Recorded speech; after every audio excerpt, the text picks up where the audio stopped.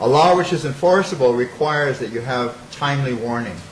You have to know when things are going wrong, when things might be off track, when somebody might be planning to make atomic bombs. This gives you very little warning indeed. So one of my early mentors, I'm sorry you can't see this picture, it's, the light is rather too bright. This is Ted Taylor. He was a bomb designer himself. He's passed away now. And he said that it's all too easy for even an individual or a crazed terrorist group or criminal organization, it's all too easy for them to make an atomic bomb from plutonium. He said, I've been worried about it ever since I made my first one. And he said that the spread of plutonium separation facilities and therefore nuclear power facilities around the world is actually one of the #1 problems of the human race, although it is not recognized as such. So my point of view is that there's a lot about the nuclear renaissance that has to be questioned in terms of the spread of nuclear weapons. And I'll just conclude with one final point on this. Yearly had once said, you don't even need nuclear weapons if your enemy has nuclear power plants. You can just target the nuclear facilities.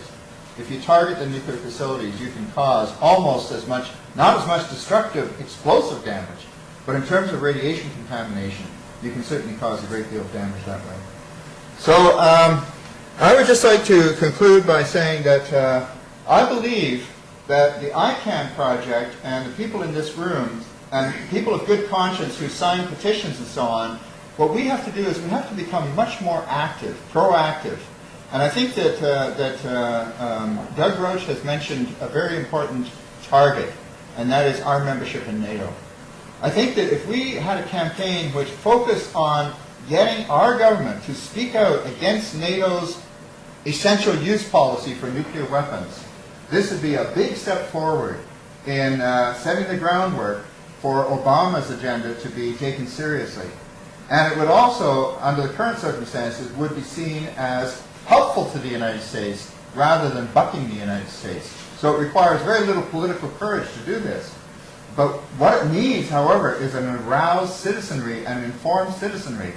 Because, as Doug Roach also said, our governments, unfortunately, do not act before the event. They act after the event. Which means that we have to manufacture an event in order for the citizens, in order for the government to act. And that manufacturing of the event is mobilization of public opinion. That's the only thing that will bring this about. Thank you very much.